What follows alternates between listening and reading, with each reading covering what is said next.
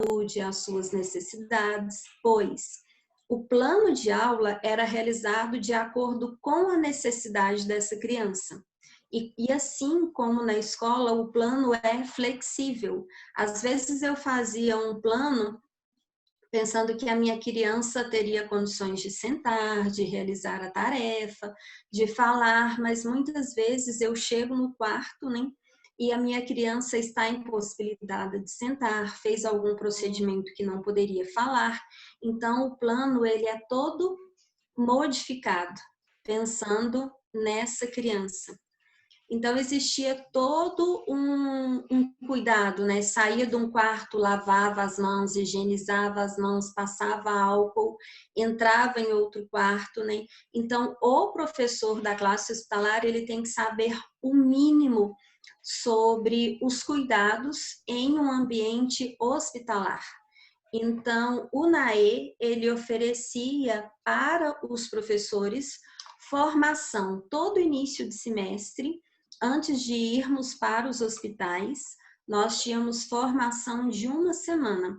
Essa formação, ela vinha desde estudos, né, sobre a teoria da classe hospitalar, até os procedimentos que nós deveríamos ter dentro do hospital, desde lavar as mãos, ter higiene, saber ler alguns recados dentro dos hospitais. Por exemplo, na porta dos hospitais, é importante observar aquele aluno, paciente que estava em restrição de contato. Às vezes, essa restrição de contato não era porque o paciente poderia passar alguma bactéria para mim. Às vezes, era porque esse paciente estava fragilizado, ele poderia ter estudos, né, dentro do hospital, no leito, mas eu deveria ter todo o cuidado, toda a precaução de contato, porque ele se encontrava fragilizado. Então, qualquer paciente poderia, qualquer outra pessoa, né, poderia levar algum tipo de contaminação. Então, muitas vezes era eu que colocava touca, luva, capote para cuidar dessa criança. Alguma pergunta? Eu falo muito, né? E às vezes não dou oportunidade, né, Israel? Mas se as alunas quiserem fazer alguma pergunta. Gente, até o presente momento, o que a Luciana falou, tem alguma pergunta por fazer a partir do que ela narrou e explicou para a turma agora? Tá ótimo. Eu não é nenhuma pergunta. Clara a explicação dela. Eu não é nenhuma pergunta, é só um comentário. Como controlar, né, a emoção num ambiente desse? Realmente não é fácil, né? Nós tínhamos acompanhamento com psicólogo, um psicólogo da equipe multiprofissional da Secretaria de Educação acompanhava os professores. De 15 em 15 dias, ele atendia em grupos os professores. Realmente é um trabalho muito forte, né, onde nós precisamos manter o equilíbrio, algumas vezes é respirar fundo, né, respirar fundo e continuar o trabalho, né, porque realmente eu passei por alguns momentos onde eu tive que respirar fundo, porque eles muitas vezes se espelham em nós, né?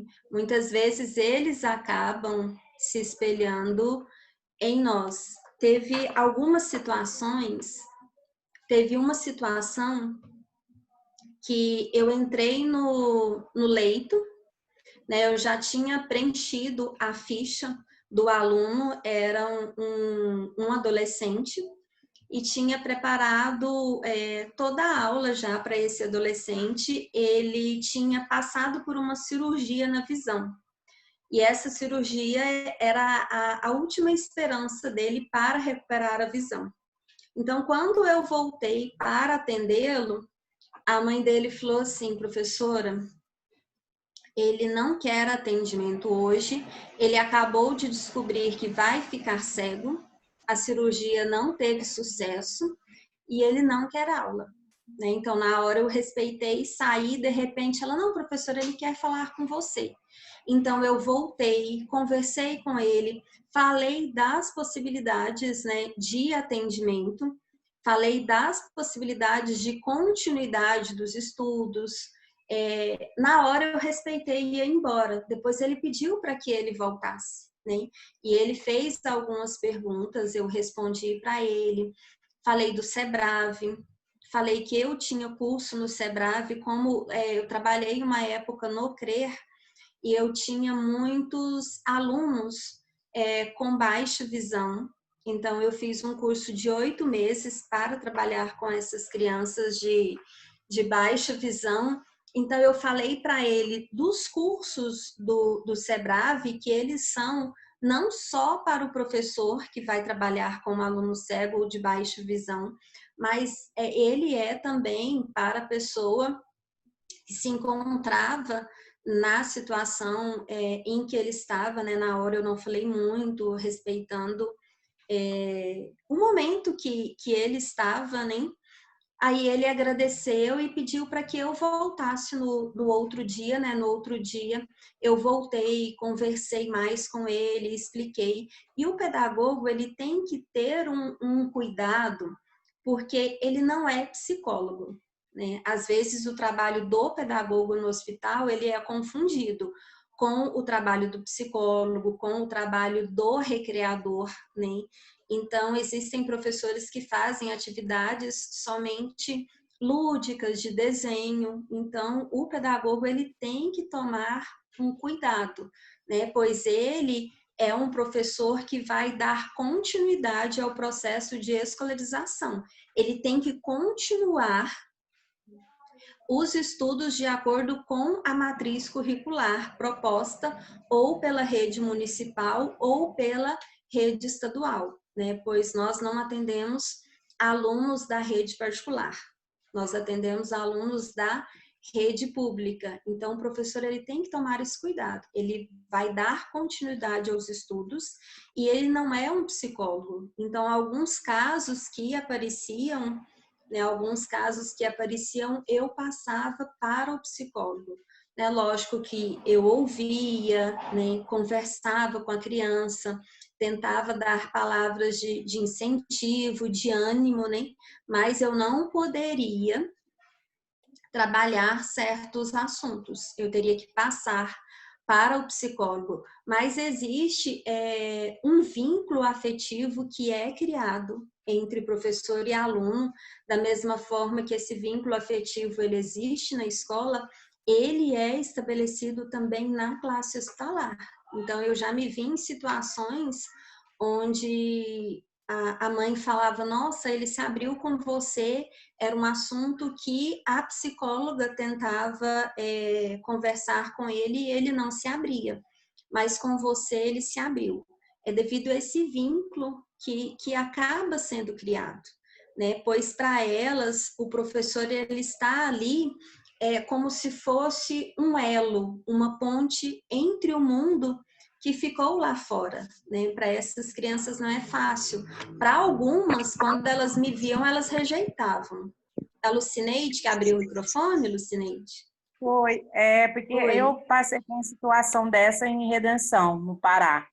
A minha filha quebrou o braço, ela tinha 7 anos, quebrou o braço em 4 lugares. E eu fiquei 20 dias com ela internada no Hospital Regional de Redenção.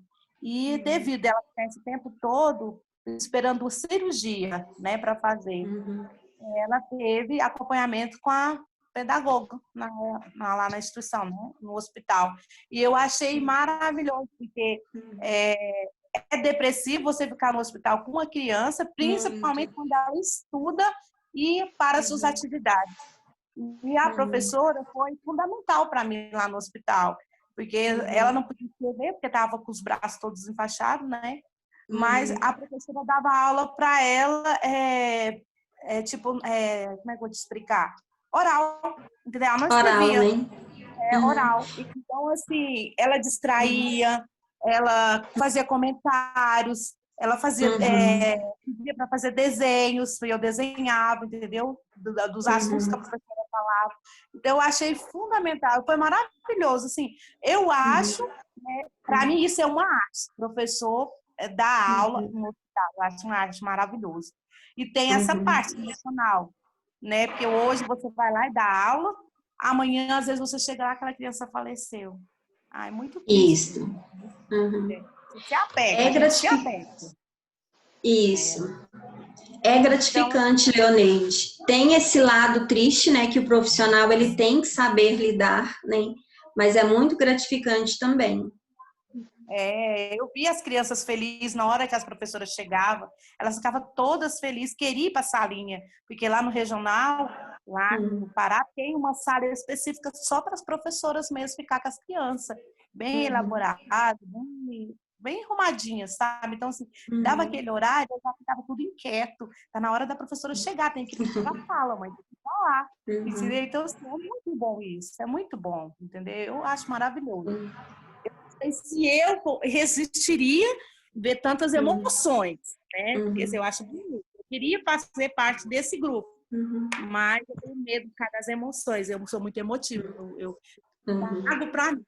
Entendeu? E isso não Teve uma época, Lucineide, alguns anos atrás, eu acho que eu também não teria estrutura para trabalhar na classe hospitalar. Mas quando eu trabalhei, né, eu já tinha mais controle das minhas emoções e nós temos também um suporte, né? Existia o trabalho de uma equipe multiprofissional que dava apoio para os professores, pois realmente lidar sozinho com essa realidade é difícil. Então, o acompanhamento do psicólogo, Lucineide, nos dava esse suporte, né? Tinha os momentos onde nós falávamos, né? Pois falar de determinados assuntos é como se nós estivéssemos esvaziando, pois nós somos seres humanos. A criança, ela sente muito apoio em vocês. Ela sente muito. A minha filha falava assim, a professora falou assim, que eu aprendo assim. Eu falei assim, gente, você também não vai aprender as coisas assim. Mas a professora colocava isso na tela. Tanto é que é uma das minhas filhas a mais inteligente. É a mais inteligente. Que lindo isso. Então, isso é muito importante, né? O reforço positivo em qualquer fase para a criança, esse reforço positivo é muito importante, né? Lucineide. Dar segurança para a criança. Isso. E acho que isso é o intuito de todo professor, deveria passar essa segurança para os alunos, se sentir seguro. Não, meu professor ensinou assim. E isso é certo, entendeu? Acho que a visão da criança, a visão deles é essa, eles espelham na gente, entendeu? É o que você falou, eles espelham nós, né? Eu acho isso muito maravilhoso. Eu falo muito, Lucineide, para os meus alunos da pedagogia, que nós trabalhamos com seres humanos, né? Nós trabalhamos com uma diversidade dentro da sala de aula, né? Diversidade cultural, de etnia, religião. Então, nós devemos respeitar essas crianças, cada uma vinda de um contexto, né, diferente, um contexto cultural diferente. Então, como nós lidamos com essas crianças, né? Nós estamos lidando com seres humanos, né? Que têm emoção, sentimentos. Então, não só os alunos da classe hospitalar, né? Muitas vezes uma palavra negativa, ela vem desmotivar a criança. E muitas vezes uma palavra positiva, ela vem mostrar para aquela criança que ela consegue, que ela é capaz, né? Uma das minhas paixões é a educação hospitalar.